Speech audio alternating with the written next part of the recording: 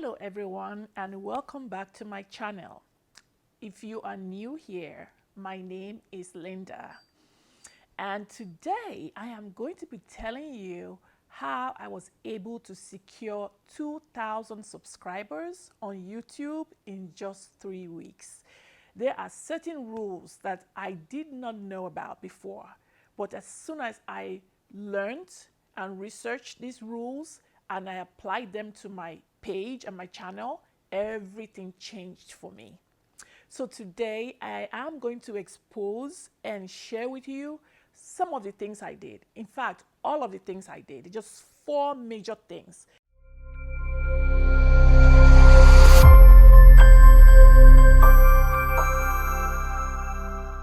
You need to check your settings on your channel. Okay, I know how people keep telling you to just start. You don't have to know anything. You don't have to study. Just start. I don't agree. I believe you need to do your due diligence. Do your little research as best as you can before you launch your channel. It always saves you time, especially if you're not a Gen Z and you have all the time in the world. If you're like me, middle-aged, we don't have a lot of time. So you really want to get down to business. Take care of the most important thing. The things you take care of now will save you a ton. Not just money, but time in the future. All right?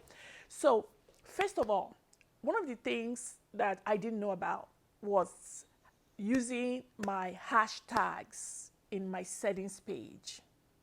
I bet you most of you don't know this. So in order to get views on your channel, you really have to optimize your channel. And one of the ways of doing that, besides just using your SEO when you post, you want to go back to your settings, go to channel, and when you click on it, like right there at the bottom, you want to do all the hashtags. So people who are searching for those things can find you. Okay, so it depends. If your niche is lifestyle or beauty, you definitely want to use those hashtags like, makeup tutorials, beauty products, makeover. Those kind of words will attract your ideal audience to your page when the time comes. Okay, so that's the first thing you need to take care of. I find that a lot of people did not know this. For a decade, I did not know. A decade. Can you believe that? And as soon as I took care of that, I began to get the views that I was looking for. All right? Okay, so that's the first thing. And then the second thing is that to do a thorough market research.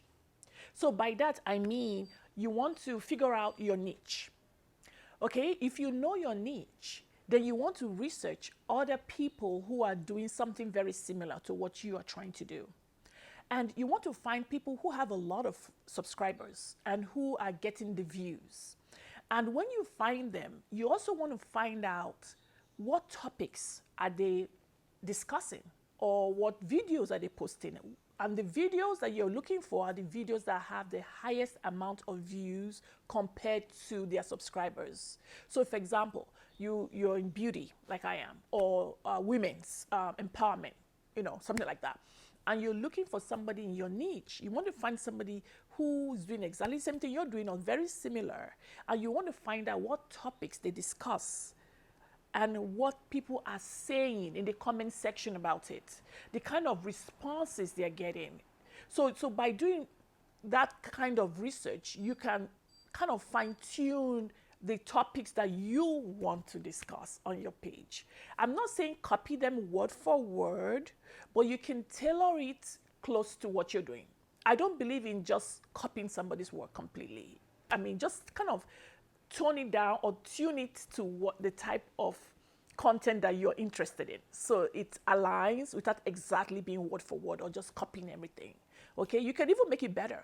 If you, for example, my niche is empowering women who are in survival mode, also beauty, fashion. These are things that come under women, right? And because I'm middle-aged, I kind of throw in women in their 50s.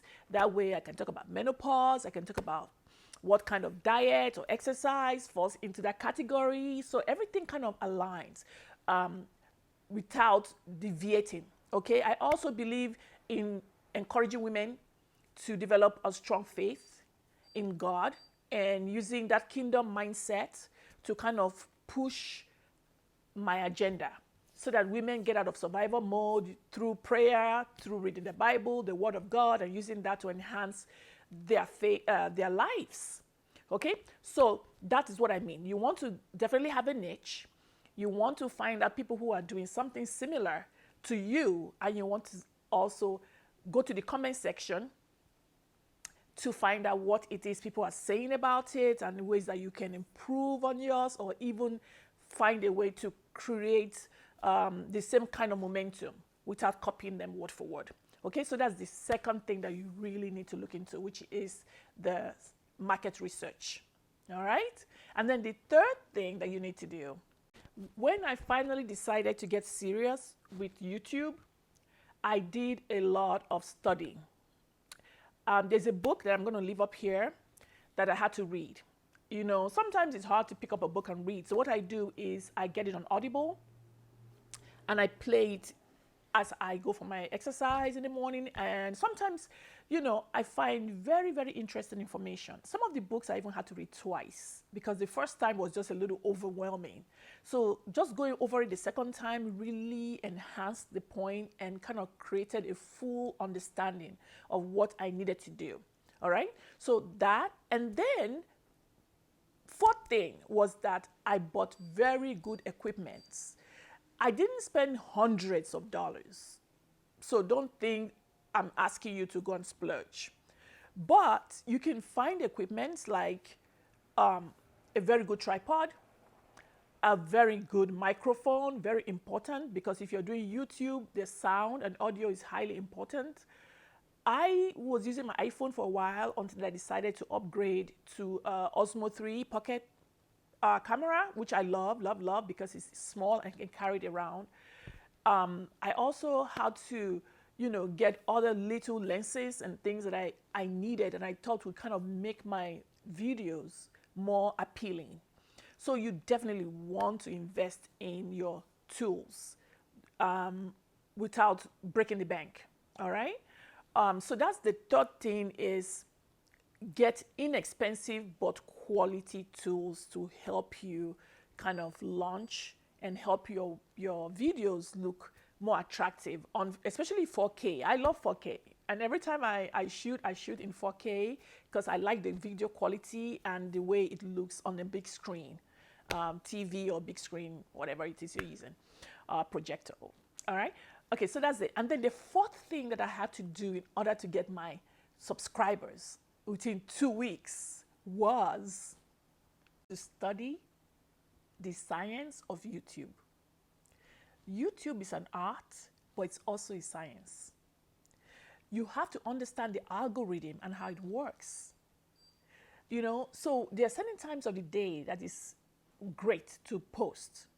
Whereas there are certain times of the day when you don't want to post. So basically what I started doing that I wasn't doing before was scheduling my posts. I don't just upload and then post, put in public right away, which was what I did for maybe like 10 months. Until I found out that in order for you to get the amount of views that you desire, you really have to schedule, like give it like a 24 hours. I'm going to show you where you can do that right here, right now, so you can see. You want to schedule like 24 hours before it actually launches the video. That way the algorithm is able to find your ideal audience and then kind of send your video out to those people. So that way those people will watch and most likely watch it all, which gives you the time, the amount of time that is required for your video to get the watch hours that you need. You get it? You understand? All right. So these are the science of how to succeed on YouTube. I know a lot of people are struggling and they need help, and I really want to help people because I know how challenging it was for me for many, many, many, many, many, many years because I didn't know where to turn or who to help.